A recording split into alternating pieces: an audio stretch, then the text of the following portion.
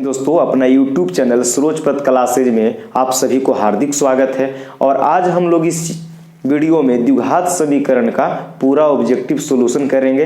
अगर आप द्विघात समीकरण का पहला वीडियो नहीं देखे हैं, क्लास 1 नहीं देखे हैं, तो आपसे मैं यही रिक्वेस्ट करूंगा कि आप पहला वीडियो अवश्य देखें, क्योंकि मैं उसमें कॉन्सेप्ट भी दे दिया हूं और साथ में ऑब्जेक्टिव भी 10 को करवा रखा हूं। इसलिए आपसे रिक्वेस्ट है कि आपको कॉन्सेप्ट क्लियर रहेगा तो आपसे ऑब्जेक्टिव पूरा एकदम हाली बनेगा और प्रैक्टिस भी हो जाएगा। इसलिए आप लोग से रिक्वेस्ट है कि पहला वीडियो अवश्य देखें। तो आई लेट न करते हुए हम लोग चलिए पहले क्वेश्चन को हल करेंगे, तब फिर हम लोग बीच में बातचीत करते रहेंगे। तो चलिए देखते हैं। पहला सवाल यहाँ पे आया स्क्रीन पे, और पहला सवाल क्या कहता है कि यदि द्विघात समीकरण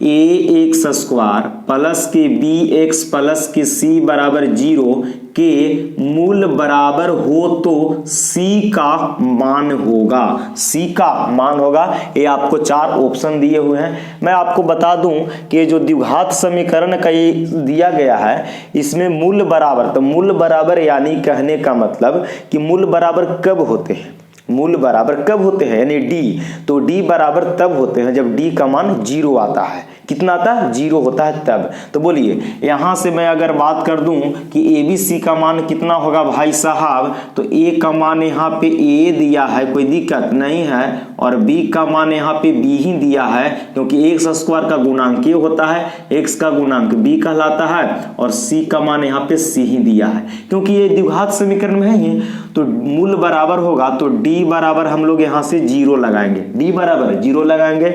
और d का फार्मूला मैंने आपको कल बताया था कि d बराबर फार्मूला होता है b² माइनस के 4ac होता है ना जी, जब d बराबर होता है इसके 0 के तहत। तो d बराबर फार्मूला 0, तो d बराबर फार्मूला b² माइनस के 4ac, और d बराबर 0 लेंगे क्योंकि मूल बराबर है, तो d के जगह पे कितना रखेंगे, b² माइनस के 4ac बराबर 0।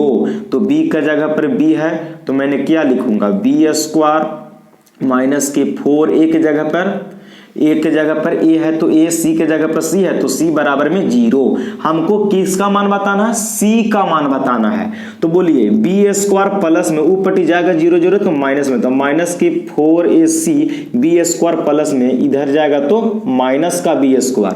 हमको c का मान बताना है, तो c बराबर माइनस का b² बटे c के जो गुणांक है यहाँ पे माइनस के 4ac गुना में c जोड़े ऊपर भागा में, तो माइनस के 4ac माइनस से माइनस कैंसिल, तो c का मान कितना आ गया, c का मान b² बटे में 4ac, c बराबर b² बटे में 4ac कौन ऑप्शन में है, तो c बराबर b² बटे में 4ac option number B right हो जाएगा। b² बटे में 4ac, सॉरी 4n है, c कहां से जाएगा भाई साहब, c को तो माने निकाल दे, सॉरी मिस्टेक हो गया, कि c का गुणांक माइनस के 4a है, तो माइनस गुना में था, चला गया भागा में, तो यहाँ पे c का तो मान बताना है, सॉरी मिस्टेक हो गया, तो c का गुणांक 4a हो गया, गुना से भागा में चला गया, तो b² बटे में 4a, तो b² बटे में 4a कौन, ऑप्शन नंबर बी राइट हो जाएगा। तो क्वेश्चन नंबर पहला क्लियर हुआ। अब हम लोग क्वेश्चन नंबर 2 की ओर बढ़ते हैं, ठीक है।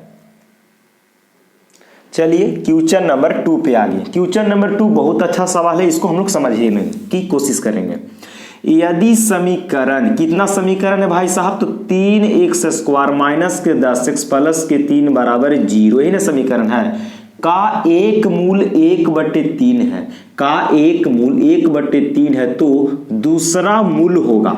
देखिए द्विघात समीकरण के कुल 2 मूल होते हैं, तो एक मूल दे दिया है, यानी कि आप इसको अल्फा भी मान सकते हैं, बीटा भी मान सकते हैं। तो 2 को मूल दे दिया है, तो एक और ज्ञात करने के लिए कहता था, किस तरीका से, तो देखिए पहले यहां से a b c का मान लिखिए। a का मान हो जाएगा 3, x² के गुणांक ये कहलाता है, b का किसका गुणांक होता है, तो x का, तो x का है यहाँ पे माइनस का 10, c का मान हो जाएगा अचर पद यानी 3। एक मूल 1/3 दिया, तो दूसरा कह रहा है, तो कह रहा है कि दूसरा मूल क्या होगा। तो आप यहां से दोनों विधि से हल कर सकते हैं, चाहे तो क्या अल्फा प्लस बीटा पर भी हल कर सकते हैं, या alpha minus sorry alpha into beta पर भी, अल्फा प्लस बीटा बराबर मूलों का योगफल माइनस के बी बटे ए पर भी हल कर सकते हैं, और अल्फा इंटू बीटा यानी सी बटे ए पर भी हल कर सकते हैं। दोनों पे हल कीजिएगा तो वही भी आंसर आएगा, कोई दिक्कत नहीं है, इससे कोई दिक्कत नहीं। तो आप आराम से इसको गुणनखंड तोड़ के भी हल कर सकते हैं, ठीक है। तो देखिए ना, हम इसको डायरेक्ट बना देते हैं। एक मूल दिया है तो मान लेते हैं कि अल्फा प्लस बीटा बराबर होता है फॉर्मूला माइनस के बी बटे में ए।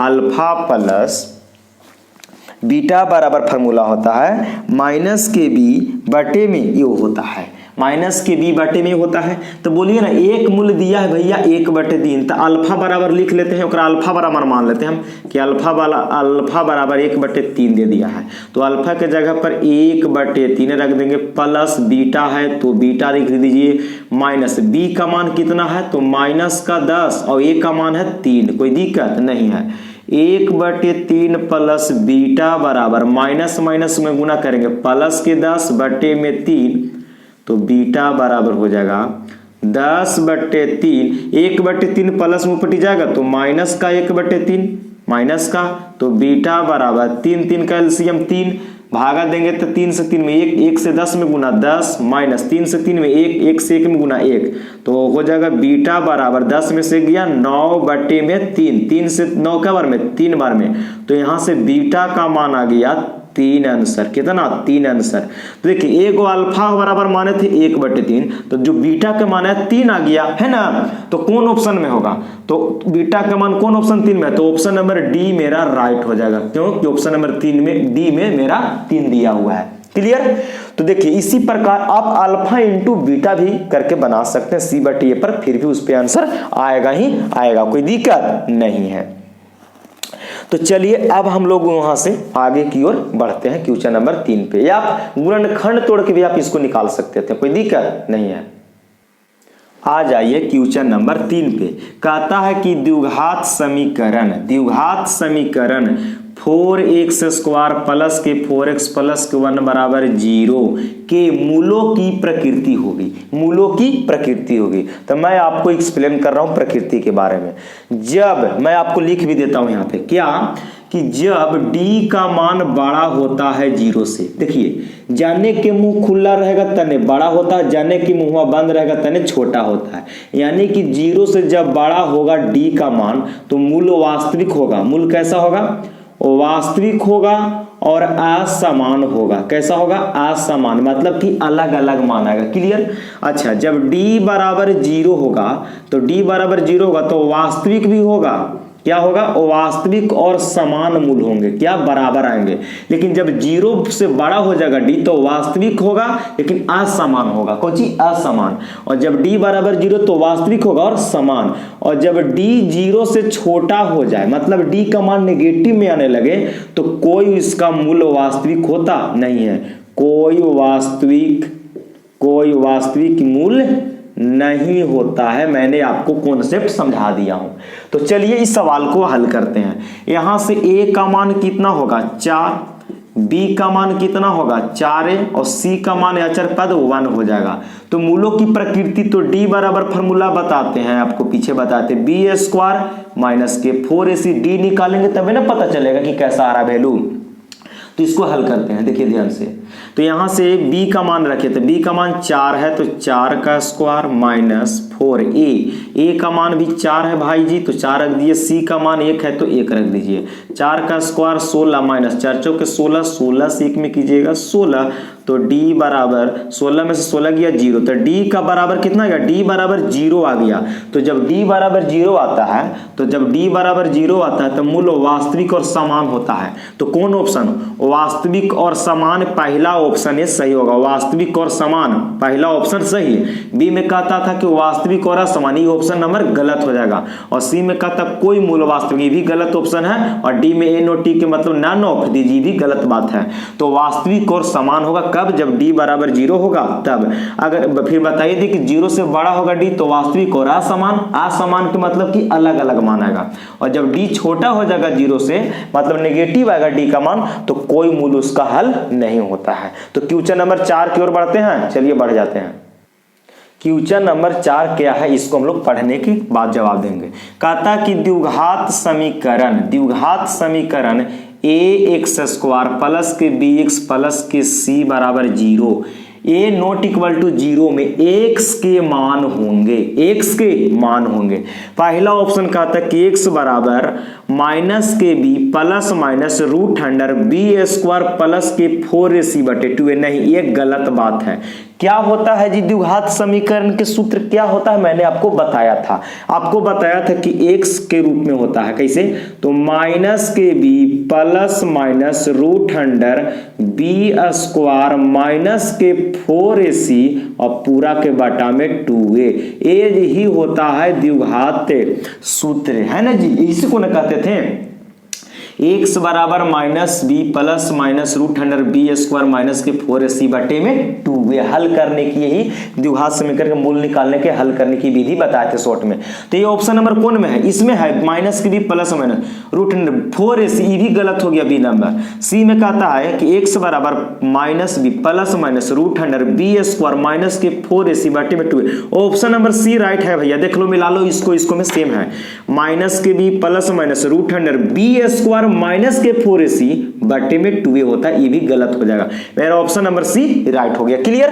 तो क्वेश्चन नंबर हम लोग 5 की ओर बढ़ते हैं। आप आराम से देखिए और सवाल को पहले समझिए कि कहता क्या है, इसके बाद उसको बनाने की कोशिश कीजिए। अधूमक जैसा जवाब नहीं देना है, ठीक है।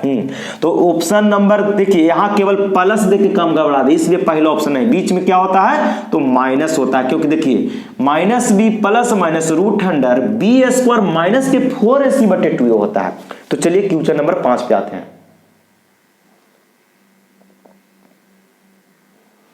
आइए क्वेश्चन नंबर 5 पे। क्वेश्चन नंबर 5 कहता है कि निम्न में से किस समीकरण का एक मूल 2 है। कहता कि निम्न में से किस समीकरण का एक मूल 2 है।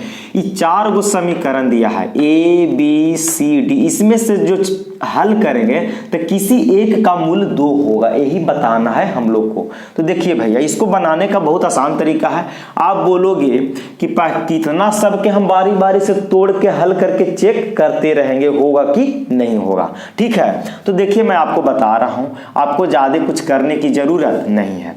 अगर मैं पहले का ऑप्शन में चलूं तो 21 से x स्क्वायर में गुना कीजिएगा, तो 21 से x स्क्वायर में कीजिएगा तो 21 x स्क्वायर होगा। अब आप ही बताओ कि 21 को ऐसा 2 फैक्टर बताओ जो 4x हो जाए जोड़ने या घटाने पे। तो बोलेगा कि 21 के खूब तोड़ेंगे तो कितना होगा? 4। 21 के तोड़ेंगे तो 3x और 7x 70 21 टूटेगा। तो बोलिए क्यों कि 21 से x ऐसे ना फास्ट इनटू लास्ट करते थे, तभी ना मूल निकलता था जी। तो 21 से x स्क्वायर में गुना करेंगे तो 21x स्क्वायर। 21 को कितना फैक्टर टूटेगा? तो 3x 3x और 7x, तो 7 और 3 में कहीं 2 आया तो पहला का ऑप्शन तो ऐसे कट गया। हमको अगर कौन 2 होगा तो 2 तो एकरा में मिलबे न किया, तो पहला ऑप्शन ऐसे ही गलत हो गया। और मैं आपको मैथ में बताया था कि अगर पहला ऑप्शन से नहीं मिलता है तो आप डायरेक्ट डी फिर चेक कीजिए, ज्यादातर आंसर ए न तो डी ही होता है। कब? जब बाई ऑप्शन से हल करते हैं तब। तो देखिए पहला ऑप्शन तो हुआ नहीं, तो एक बार डी को हल करके चेक कीजिए। तो इसको कीजिए 6 से 2 में गुना कीजिएगा फास्ट इनटू लास्ट, तो 6 दूनी 12x स्क्वायर। 12 को ऐसे 2 फैक्टर में तोड़िए कि बीच वाला पॉइंट होना चाहिए जोड़ने से या घटाने से। तो 12 के तोड़िएगा तो 4x और 3x टूट जाएगा कि ना टूट जाएगा? क्योंकि माइनस में दोनों लेंगे, क्योंकि दोनों माइनस में है बीच में। तो माइनस के 4 माइनस के 3 माइनस के 7 भी और माइनस माइनस प्लस और चरती 12 भी हो जा रहा है। ये कुछ हद तक सही लग रहा है और देख रहा है कि 4 में 2 आ भी सकता है, इसलिए हम बोल दिए। ठीक है, तो अब इसको गुणनखंड तोड़ के देखिए तो सही में है कि नहीं है। तो इसको कीजिए 2x स्क्वायर माइनस के 4x माइनस के 3x प्लस के 6 बराबर में 0। इन दोनों में से कॉमन, इन दोनों में से कॉमन, इन दोनों में से कॉमन 2x कॉमन हो जाएगा इन्हीं में से, तो बचेगा x माइनस 4 में से 2 बाहर, x बाहर तो बचेगा केवल 2। इन दोनों में से 3 कॉमन करेंगे तो बचेगा कितना x और माइनस कॉमन किए तो माइनस में था तो प्लस में x और प्लस में है तो माइनस का 6 में से 3 कॉमन तो बचा 2 बराबर 0। अब इन दोनों को बदला में a को लिख देते थे x माइनस 2 और बाहर वाला बाहर के साथ है 2x माइनस 3 बराबर 0। तो यहाँ से x का मान हल कीजिएगा ना 0 के बराबर तो माइनस में प्लस सॉरी माइनस में 2 है ऊपर पटी जाएगा तो प्लस में और देखिए 3 है माइनस में ऊपर पटी जाता तो कोची में प्लस में और 2 गुना से आता भागा में। तो देखिए तो x के 2 को मूल आया ना एगो 2 आ गया एगो 3/2 आ गया तो किसका हल करने से तो ऑप्शन नंबर डी मेरा राइट हो जाएगा। क्लियर। तो अब हम लोग क्वेश्चन नंबर 6 की ओर बढ़ते हैं। ठीक है आइए क्वेश्चन नंबर 6 कहता है कि यदि द्विघात समीकरण एक्स स्क्वायर माइनस के पी एक्स प्लस के 4 कितना है जी एक्स स्क्वायर माइनस के पी एक्स प्लस के 4 बराबर 0 के मूल बराबर हो तो क्या कंडीशन दे दिया कि मूल बराबर है। तो जब मूल बराबर हो तो p बराबर p का मान कितना होगा ये बताना है कि p के जगह पे कितना होगा। p बराबर वाट है p का मान ज्ञात करना है। तो इसको हल कीजिए a का मान कितना होगा यहाँ से तो एक्स स्क्वायर का गुणांक कुछ ना तो यहाँ पे 1 छिपल है तो a का मान 1 हो जाएगा। b का मान कितना होगा तो x का गुणांक p है तो माइनस का p और c का मान यहाँ से अचर पद 4 हो जाएगा। तो मूल बराबर है तो कंडीशन होगा d बराबर का 0 मूल बराबर है तो d बराबर 0 लेते हैं। तो d बराबर फार्मूला क्या होता है विवेचक बराबर b स्क्वायर माइनस के 4ac बराबर में 0। b का मान कितना है तो b का मान यहाँ माइनस के p है तो रख दीजिए माइनस के p के होल स्क्वायर माइनस 4a का मान कितना है 1 c का मान 4 बराबर में 0। तो माइनस p के 2 बार गुना कीजिएगा तो माइनस माइनस प्लस p का स्क्वायर कीजिएगा तो p स्क्वायर माइनस 4 चौके 16 4 से 1 में कीजिएगा 4 और 4 से फिर 4 में कीजिएगा 16 बराबर में 0। p स्क्वायर 16 है माइनस में इधर आएगा प्लस में स्क्वायर हटाएंगे p पर से तो क्या चढ़ेगा रूट चढ़ेगा और आगे लगता है प्लस और माइनस। तो 16 का वर्गमूल कितना तो 4 होगा तब p का वैल्यू प्लस माइनस 4 होगा। ऑप्शन कौन में है plus minus 4 option number B right हो जाएगा। ऑप्शन नंबर बी राइट हुआ है कि नहीं जी। चलिए क्वेश्चन नंबर 7 की ओर बढ़ते हैं। आइए क्वेश्चन नंबर 7 पे और क्वेश्चन नंबर 7 भाई साहब बहुत आसान सा सवाल है। मैं ऐसे क्वेश्चन आपको बहुत बार प्रैक्टिस करवाया हूं बहुपद में भी और द्विघात समीकरण में भी। तो चलिए इसको हम लोग हल करते हैं। कहता है कि द्विघात बहुपद हालांकि ये सवाल बहुपद का ही डाल दिया है इसमें कोई दिक्कत नहीं है। तो कहता है कि द्विघात बहुपद इतना है देखिए इतना ये देखिए इतना दिया है द्विघात बहुपद है ना जी यही ना सवाल है। द्विघात बहुपद के शून्यकों का योग ज्ञात कीजिए। शून्यकों का योग का है करने का मतलब कि अल्फा प्लस बीटा मानते थे तो अल्फा प्लस बीटा का योग पूछ रहा है। तो चलिए ना अभी तो देखने में द्विघात बहुपद है नहीं तो पहले गुना करा दीजिए। x से 2x में गुना करेगा तो 2x से x में करेगा तो हो जाएगा 2x स्क्वायर और x से -5 में करेगा तो माइनस के 5x और इधर माइनस के 3 और जब शून्यक निकालना है तो किसको से तुलना 0 से कर देते थे कोई दिक्कत नहीं है। ऐसे ना शून्यक निकालने का नियम था। आप इसको चाहे तो गुणनखंड तोड़ के भी निकाल सकते हैं शून्यक है ना जी। शून्यकों का योग 2 को x के मानेगा फिर दोनों को जोड़ के आंसर दे देंगे नहीं तो डायरेक्ट भी हम हल कर सकते हैं। तो बोलिए x स्क्वायर का गुणांक a होता है तो a का मान हो गया 2 यही डायरेक्ट दे रहे हैं b का मान हो जाएगा माइनस के 5 और c का मान हो जाएगा माइनस के 3। हमको शून्यकों का योग पूछा तो अल्फा प्लस बीटा बराबर फार्मूला होता माइनस के b बटे में तो माइनस b का मान है माइनस का 5 तो -5 रख देंगे पहले से माइनस को फार्मूला में होता है बटा में a का मान है 2 तो माइनस माइनस गुना करेंगे तो प्लस के 5 और बटा में 2 तो 5/2 कहाँ है तो 5/2 ऑप्शन नंबर डी राइट हो जाएगा। ऑप्शन नंबर डी राइट हो जाएगा। क्लियर है ना। अब क्वेश्चन नंबर हम लोग 8 की ओर बढ़ते हैं। चलिए क्वेश्चन नंबर 8 पे। तो क्वेश्चन नंबर 8 बहुत आसान है पहले सवाल को पढ़िए।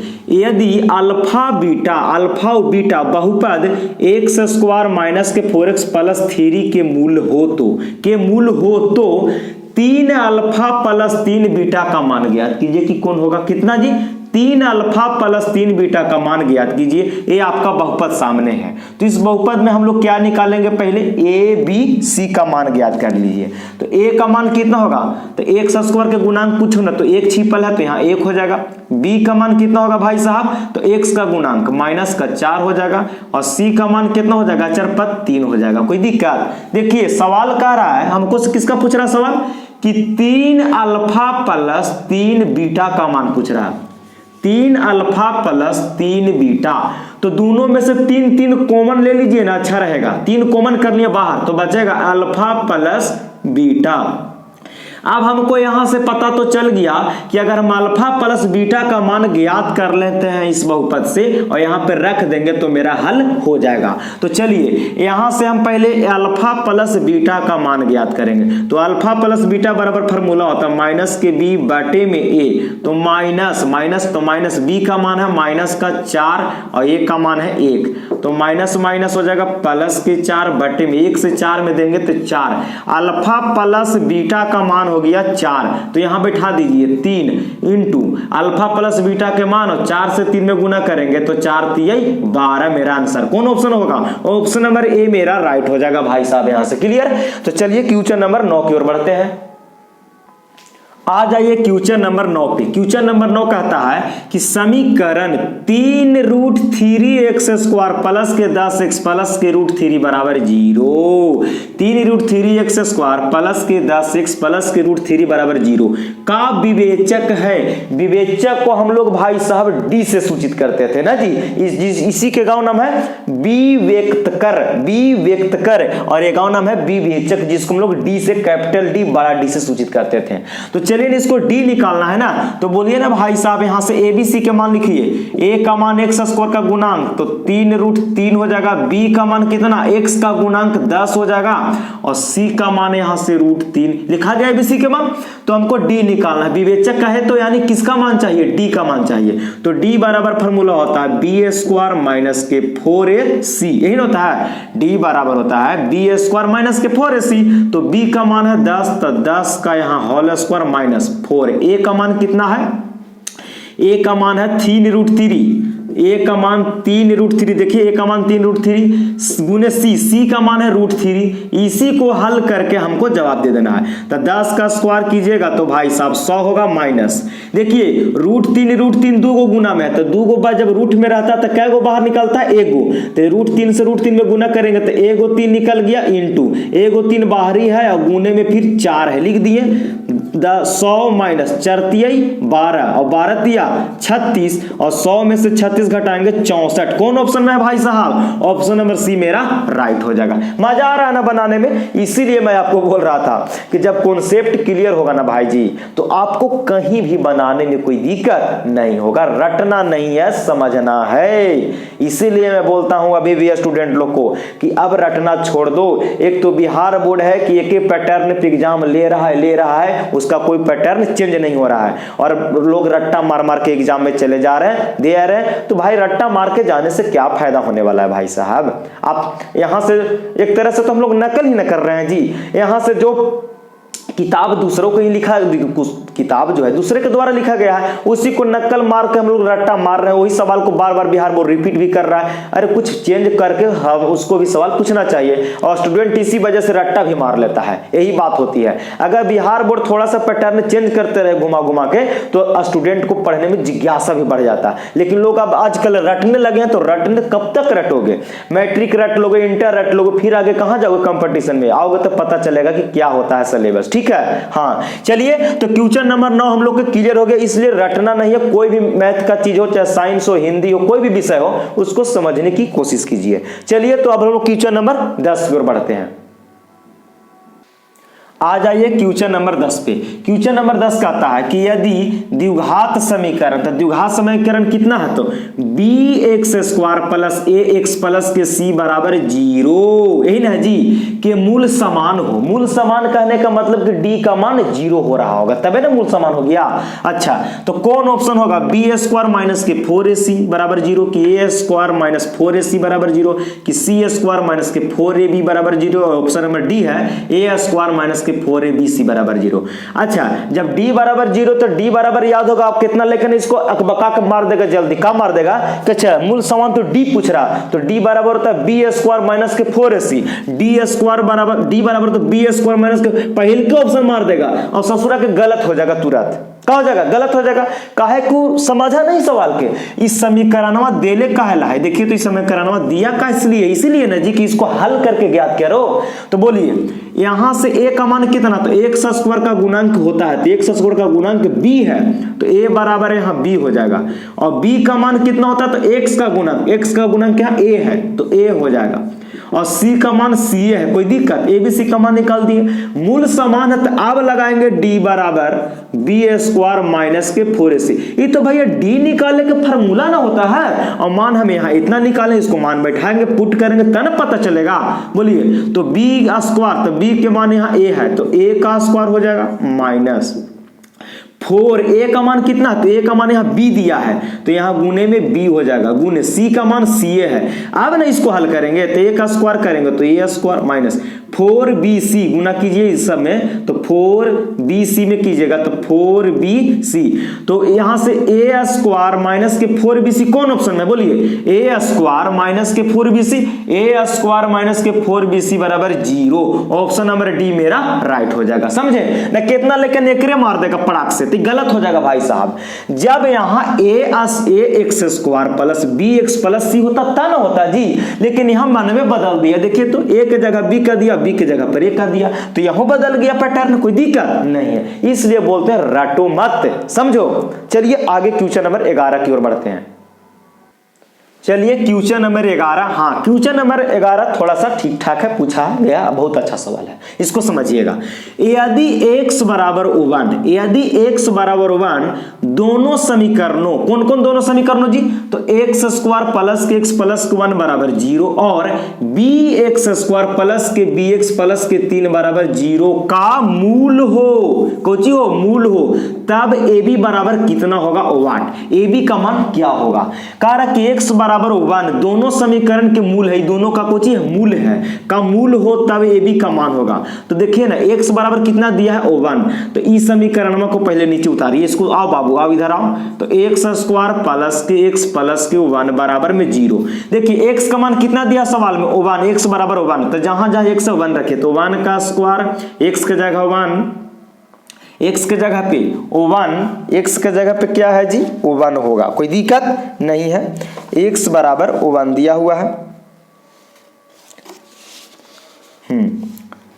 सॉरी भाई साहब, यहाँ पे सही कहेंगे हम, क्वेश्चन गलत किसी, यहाँ पे a दिया हुआ है, ठीक है, यहाँ पे a दिया हुआ, सॉरी यहाँ पे मिस्टेक थोड़ा सा छूट गया था, यहाँ पे a दिया हुआ था। तो चलिए यहाँ पे a कर दिए, कोई दिक्कत नहीं है जी। अब आगे बढ़िए, तो यहाँ से क्या करेंगे कि x बराबर 1 था, x बराबर 1, तो जहां जहां इस समीकरण में x से 1 रख देंगे, प्लस के a बराबर 0, 1 का स्क्वायर 1 और प्लस के 1 प्लस के a बराबर 0, a कितना 2 प्लस के a बराबर 0, तो a बराबर कितना होगा, तो 2 है, प्लस में इधर जाएगा माइनस, a का मान आ गया माइनस के 2, और एक बार यही x का मान 1 इस समीकरण में रख देंगे, तो bx स्क्वायर प्लस के bx प्लस के 3 बराबर 0, तो bx के जगह 1 रखना, तो b गुने x के जगह 1 का स्क्वायर प्लस b x के जगह पे 1 प्लस के 3 बराबर 0 मैंने रख दिया। अब इसको हल कीजिए, b 1 का स्क्वायर कितना 1 प्लस b से 1 में करेंगे b प्लस के 3 बराबर 0,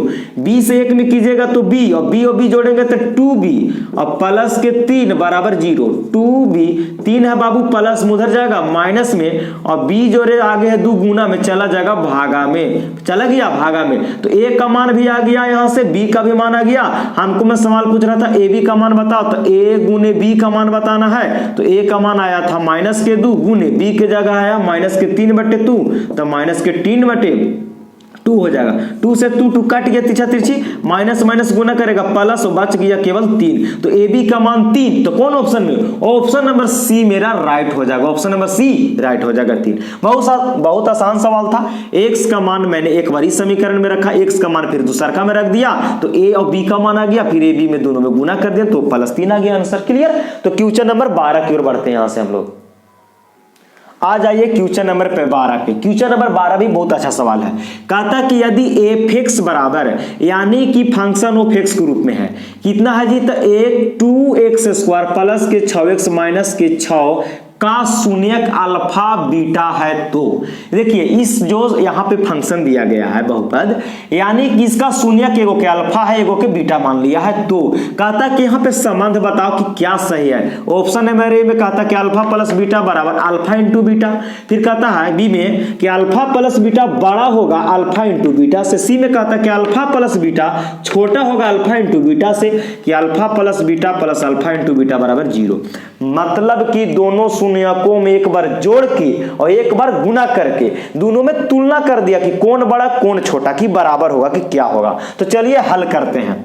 यहां से a का मान पहले निकालिए, a का मान यहां से 2 हो जाएगा है ना जी, b का मान यहां से x का गुणांक 6 हो जाएगा और c का मान यहां से माइनस का 6। तो एक बार अल्फा प्लस बीटा निकालिए, तो अल्फा प्लस बीटा का फार्मूला होता है माइनस के b बटे में a, तो माइनस b का मान कितना तो 6, तो माइनस के 6, a का मान 2 रख दिए, देखिए बीटा b का मान 6 था तो 6 माइनस, तो माइनस a का मान 2 तो 2 रख दिए, 2 से 6 क्या बार में 3 बार में, तो आ गया माइनस का 3। अल्फा प्लस बीटा का मान माइनस का 3 आ गया। एक बार भाई साहब अल्फा इंटू बीटा निकाल लीजिए, क्योंकि सवाल में दिया है ऑप्शन में क्या अल्फा इंटू बीटा, एक बार अल्फा प्लस बीटा, तो अल्फा इंटू बीटा के मान होता है c बटे a, तो c का मान है कितना माइनस का 6, a का मान है 2, तो 2 से 6 क्या बार में 3 बार में, तो इसका भी मान आ गया -3। देखिए अल्फा प्लस बीटा का भी हल किए तो -3 मान आया, अल्फा इंटू बीटा का भी मान निकाले तो -3 आया, तो दोनों के मान क्या हो गया जी बराबर हो गया। देख लीजिए दोनों का मान बराबर, तो अल्फा प्लस बीटा बराबर होगा alpha into beta. Option number पहला मेरा यहां से आंसर क्लियर हो गया। क्लियर। तो देखिए क्वेश्चन जितना द्विघात समीकरण से बनने वाला था सवाल, मैंने आपको सारा सवाल करवा दिया, ठीक है। और अगले जो चैप्टर रह गया आप द्विघात समीकरण के बाद क्या है जी एपी पढ़ना है, यानी समांतर श्रेणी, तो उसका ऑब्जेक्टिव हम लोग अगले वीडियो में कर लेंगे। और आप लोग के द्विघात समीकरण पूरा बहुत अच्छे से हम करवा दिया प्रैक्टिस, इतना से ज्यादा सवाल पूछने वाला नहीं है, अगर पूछेगा भी ना तो हम लोग कॉन्सेप्ट पीछे सीख चुके हैं। अगर आप अभी तक भी अगर द्विघात समीकरण का पहला ऑब्जेक्टिव वीडियो नहीं देखे है मेरा, तो आप जरूर एक बार देखें, उसमें कॉन्सेप्ट और ऑब्जेक्टिव उसमें भी करवाया हूं। और इस चैनल में प्लेलिस्ट में भी जाके त्रिकोणमिति भी पढ़ा दिया है, वास्तविक संख्या पढ़ा दिया है, द्विघात समीकरण पढ़ा दिया है, और बहुत सारे चैप्टर मैंने पढ़ा दिया है। तो जाके पूरा फुल एनसीईआरटी मैं इस पे आधा से बेसी पढ़ा दिया हूं, तो आप जाके वीडियो देख सकते हैं, ठीक है। अब आपको वीडियो अच्छा लगता है तो चैनल को सब्सक्राइब कर लीजिए, यही आपसे रिक्वेस्ट है, और दोस्तों में भी शेयर कर दीजिएगा इसको, ताकि और बच्चों को हेल्प मिल जाए। तो चलिए अब इतना ही पर हम लोग अपनी वाणी को विराम देते हैं। जय हिंद, जय भारत। नेक्स्ट वीडियो मिलते हैं।